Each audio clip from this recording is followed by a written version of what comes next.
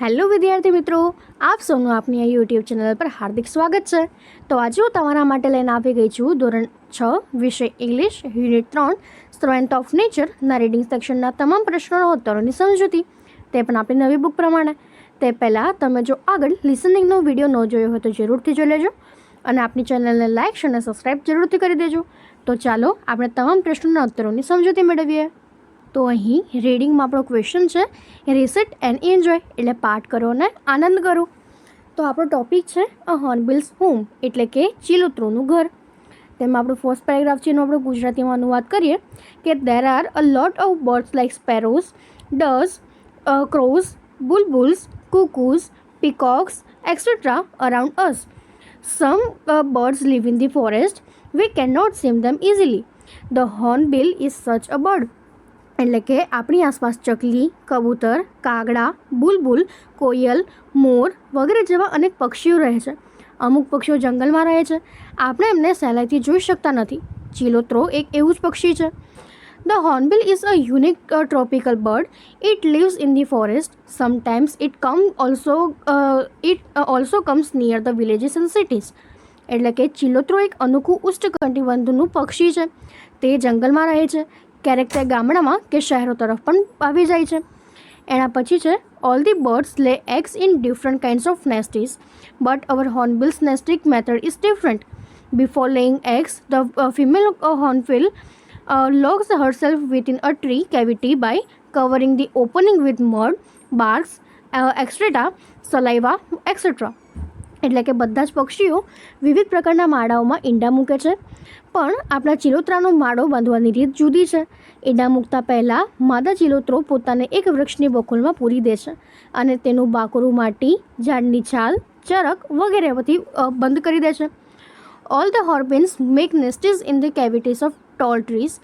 The female checks to the cavities based on food availability and safety. Once the female picks the nest, the undergoes an interesting breeding habit.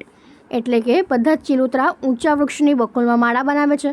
ખોરાકની ઉપલબ્ધતા અને સુરક્ષાના આધારે માદા બખોલ તપાસે છે। માળો પસંદ કર્યા બાદ માદા એક રસપ્રદ સંવર્ધન પ્રક્રિયામાંથી પસાર થાય છે।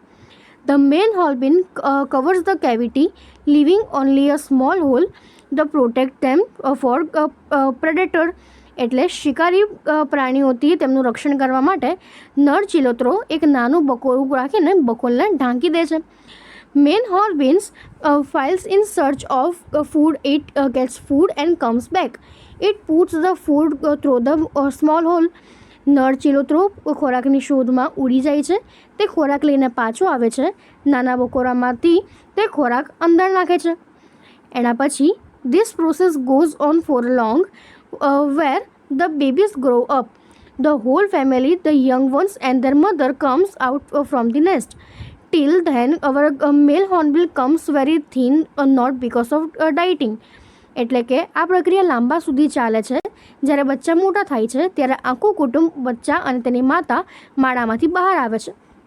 ત્યાં સુધી તો આપણો નર ચિલોત્રો ખૂબ ડૂબળો થઈ જાય છે, પહેલાં ખોરાકની પહેરજીના કારણે નહીં।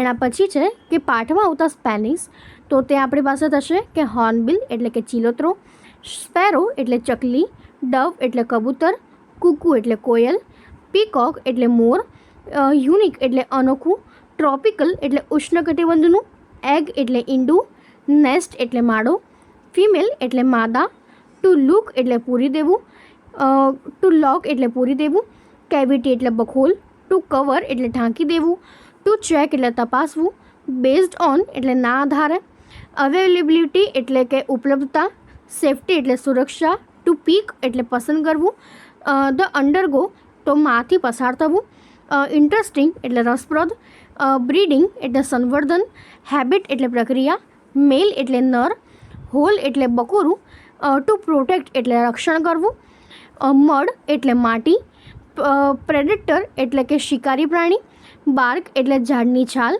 પ્રોસેસ એટલે પ્રક્રિયા, એક્સ્ટ્રેરા એટલે ચરક, ફેમિલી એટલે કુટુંબ, સલાઈવા એટલે લાડ, ડાયટિંગ એટલે ખોરાકની પહેરજી।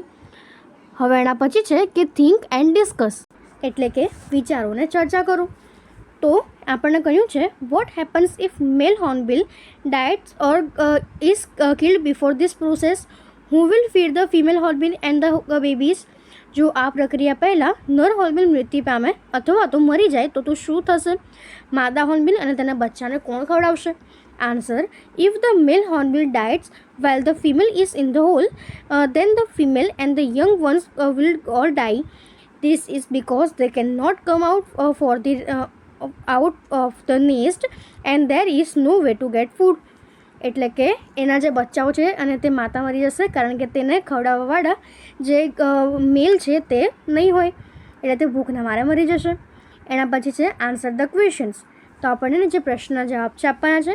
તો પહેલો પ્રશ્ન છે write about the hornbills in your words. તો આપણે લખી શકીએ the hornbill is a unique tropic bird.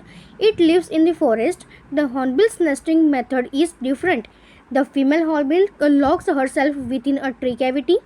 The male hornbill covers the cavity, leaving only a small hole to protect them from the predators.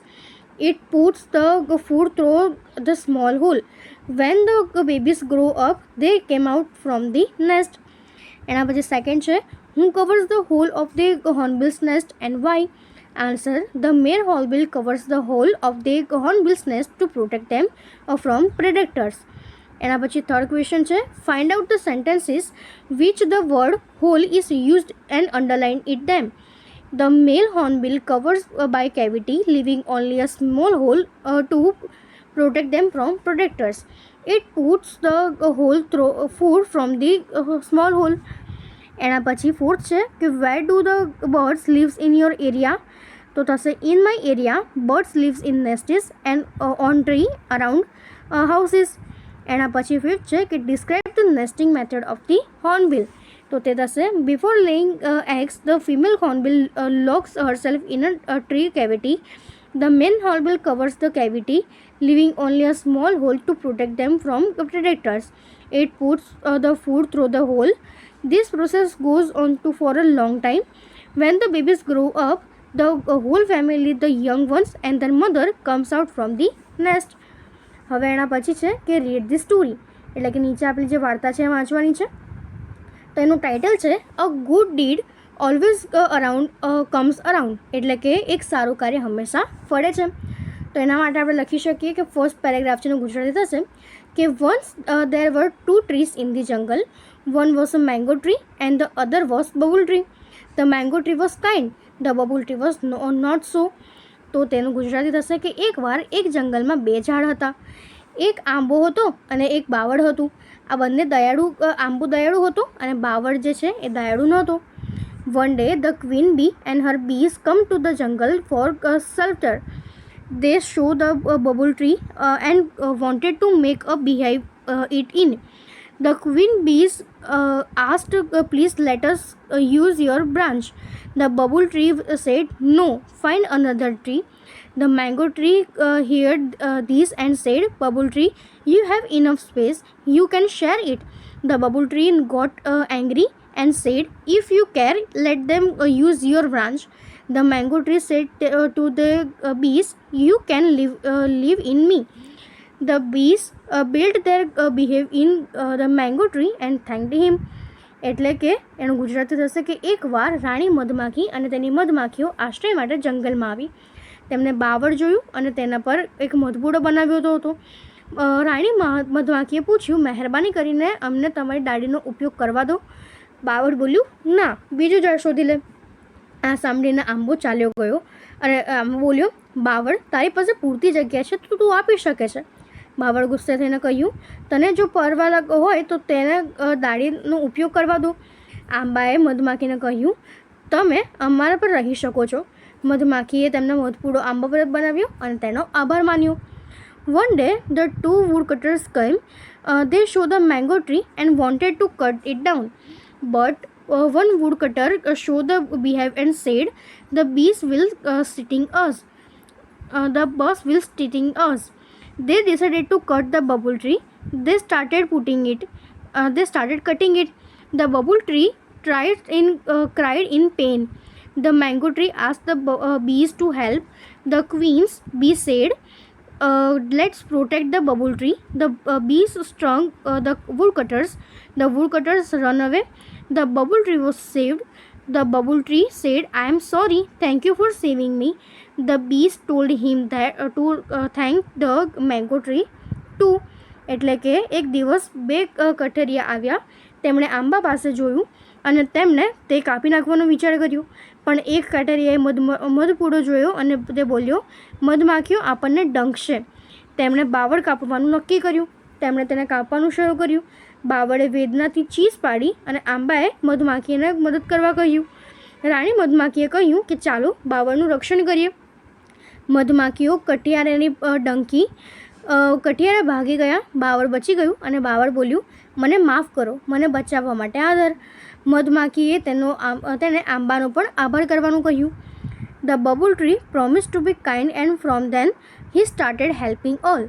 બાવળે દયાળુ થવાનું વચન આપ્યું અને ત્યાર પછી તેને સૌને મદદ કરવાનું શરૂ કર્યું. હવે એના પછીનો આપણો પ્રશ્ન છે કે પાઠ વાંચતા પહેલાં નીચેના સ્પેલિંગ વાંચો. તો આપણે સૌપ્રથમ વાંચીશું કે ડીડ એટલે કર્મ, ટુ કેર એટલે પરવા કરવી કે ચિંતા કરવી, મેંગો ટ્રી એટલે કે આંબો, ટુ બિલ્ડ એટલે બનાવવું, બબુલ ટ્રી એટલે બાવળ, વુડકટર એટલે કઠિયારો, કાઇન્ડ એટલે દયાળુ, ક્વીન એટલે રાણી, ટુ સ્ટિંગ એટલે ડંખવું, બી એટલે મધમાખી, પછી ટુ ક્રાય એટલે ચીસ પાડવી, શેલ્ટર એટલે આશ્રય, બિહાઇવ એટલે મધપૂડો, પેઇન એટલે વેદના, ટુ હેલ્પ એટલે મદદ કરવી, બ્રાન્ચ એટલે ડાળી, સ્પેસ એટલે જગ્યા, ટુ પ્રોટેક્ટ એટલે રક્ષણ આપવું, ટુ ગેટ એંગ્રી તો ગુસ્સે થવું, ટુ પ્રોમિસ એટલે કે વચન આપવું. તો હવે એના પછી છે કે find out the words having the similar sound from the given story. તો આપણને આ સ્ટોરી છે એમાં જેના પ્રોનાઉન્સ સરખા થતા હોય એના આપણે લખવાના છે. જેમ કે અહીં ઉદાહરણ આપ્યું છે ફૂડ અને ગુડ. તો આપણે લખી શકીએ કે ફ્રી અને tree, here care, but and cut and wood and wood.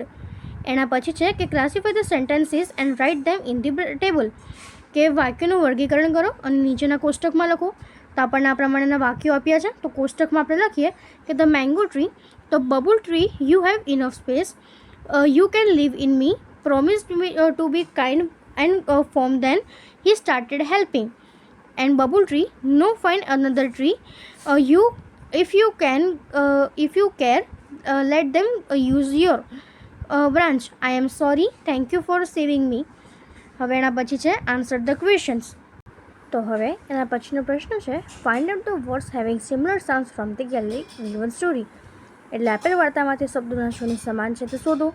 તો તે થશે four, food, good, free, tree, here, care, but, cut, wood અને વુડ. હવે classify the sentences and write them in the table. એટલે વાક્યનું વર્ગીકરણ કરો અને તેમને કોષ્ટકમાં લખો. No find another tree, bubble tree, you have enough space, you can let them use their branch, you can live in me, I am sorry you for saving me, promise to be kind and from there he started helping all. તો તેને હવે જો આપણે કોષ્ટકમાં લખીએ તો તે થશે. તો અહીં આપણને ટેબલ આપ્યું છે તેમાં મેંગો ટ્રી વિશે લખીએ તો bubble tree, you have enough space, you can leave in me, promised to be kind and from then he started helping all. The bubble tree, to no find another tree, if you care, let them use for branches, I am sorry, thank you for saving me. હવે એના પછીનો question છે કે answer the questions, પ્રશ્નોનો જવાબ આપો. તેમાં આપણું ફર્સ્ટ ક્વેશ્ચન છે કે who come to the jungle to get shelter.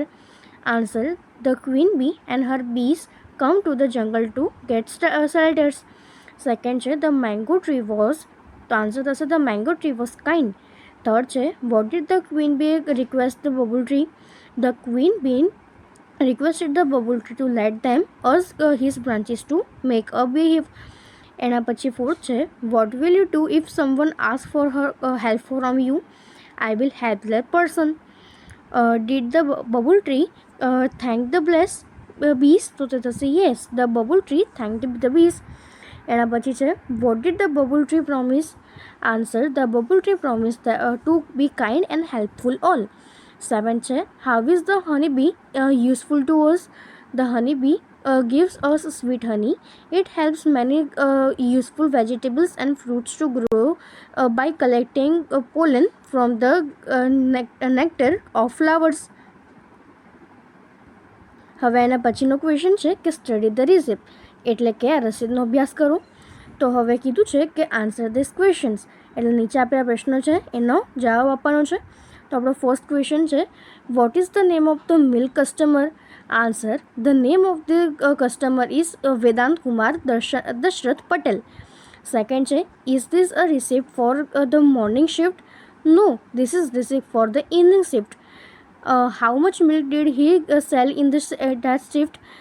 He sold 1.5 liters of milk in that shift. How much fat does the milk contain? The milk contains 8.1% of fat. What is the total bill of 5 days? The total bill of 5 days is rupees 1155.25 rupees. What is the rate of the milk a liter on one day? Answer, the rate of the milk on that day is 69.17% litre. તો અહીં આપણા આ જે section છે પૂર્ણ થાય છે. જો તમને આમાં કોઈ પણ ડાઉટ હોય તો કોમેન્ટ સેક્શનમાં જરૂરથી જણાવજો અને આપણી ચેનલને લાઇક અને સબસ્ક્રાઈબ જરૂરથી કરી દેજો. Thank you.